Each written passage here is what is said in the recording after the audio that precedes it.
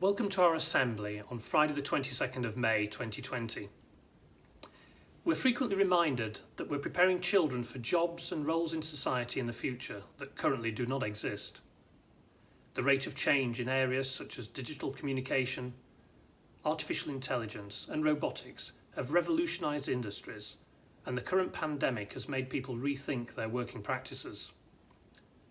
As isolation measures are relaxed, we may still need to be a more socially distant and yet more connected society. International travel may be less frequent, but international cooperation will be enhanced, and education will also be different.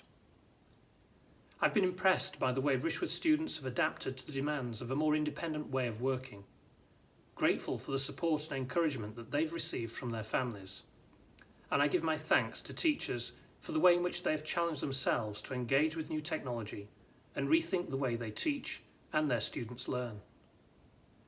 Everything changes. Everything is in flux. It's an idea that's as old as the hills, which of course themselves are also changing, though very slowly. The peak of Mount Everest is strewn with fossil shells because it used to be deep underneath the oceans. The ancient Greek philosopher Heraclitus famously said, "No man ever steps in the same river twice," because the river, like reality, is always flowing and changing. This understanding is at the heart of the Hindu and Buddhist religions, with their belief in cycles of rebirth and reincarnation. In Christian thinking, human beings have a fixed and real identity. In Christianity, identity is something that is given to us. Christians believe that God created us and we have a purpose to fulfill in life. However, Christians also believe that God can change people's lives. Christians also believe that although God has made everyone different, there are certain characteristics that in each of us must be possessed. One of these is the characteristic of love. Many people don't always feel like loving others, but Christians believe that God places His Spirit in them so that they can love other people.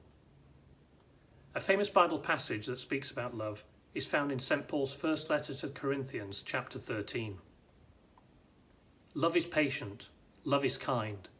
It always protects, always trusts, always hopes, always perseveres. Love never fails. We're all different.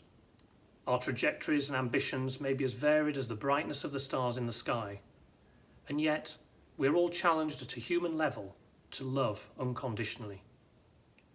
However our lives may be changed as a result of the global crisis unfolding each day in front of us, we must remember that to be patient and kind and to love those around us will give us everything we need for a refresh, a new start.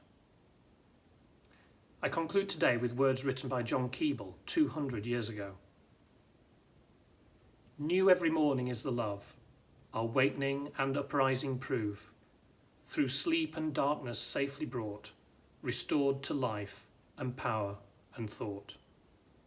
I wish you all a happy and refreshing half-term break.